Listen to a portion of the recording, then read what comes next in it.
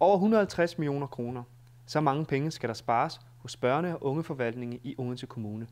Og det betyder, at det fra næste år kan være slut med at se på stjerner fra Fyns eneste observatorium. På Munkebjerg Skole i Odense ligger Fyns eneste observatorium. I snart 80 år har stjerneinteresserede kunne gøre brug af observatoriets kikkert. Men tiden er ved at rinde ud, for fra næste år har Odense Kommune besluttet, at observatoriet skal spares væk. Jamen, jeg synes, det er frygtelig ærgerligt, fordi det er en fin gammel kikkert og en institution, der nu starter på sin 80. sæson. Det drejer sig om 155 millioner kroner, der skal spares på børne- og ungdomsområdet. Og det kommer til at betyde, at den kommunale skattekiste klapper i for observatoriet. De 100.000 kroner, som det årligt koster at drive, skal nu bruges på at finansiere andre kommunale opgaver. En situation, hvor vi i den grad skal spare på børne- og ungeområdet, jamen så har vi set på, hvad er det for nogle opgaver, vi skal løse, og hvad er det for nogle opgaver, vi kan løse. Og der er observatoriet, det er en rigtig god og dejlig ting at have, men i en krisetid, der har vi bare, må sige, der har vi simpelthen ikke råd til det. Erik Clausen har passet observatoriet i 46 år.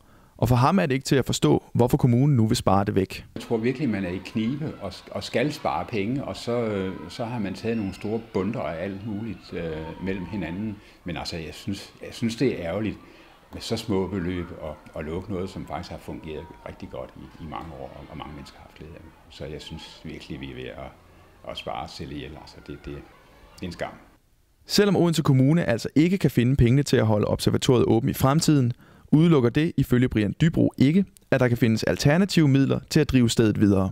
Jeg har en forening ude i Tarup Davinde, som i forvejen beskæftiger sig med det emne, og det kunne måske være, at de kunne have en interesse i at overtage det. Det er vi i dialog med dem om på nuværende tidspunkt. Bundlinjen er, at vi har lavet et budget, hvor der bliver sparet 100.000 på observatoriet her. Så om observatoriet kan åbne skodderne for nye besøgende i 2014, må tiden vise. Odense Observatorium havde sidste sæson 1.500 besøgende. Og findes der ikke en økonomisk løsning, holder observatoriet åben for sidste gang den 15. december.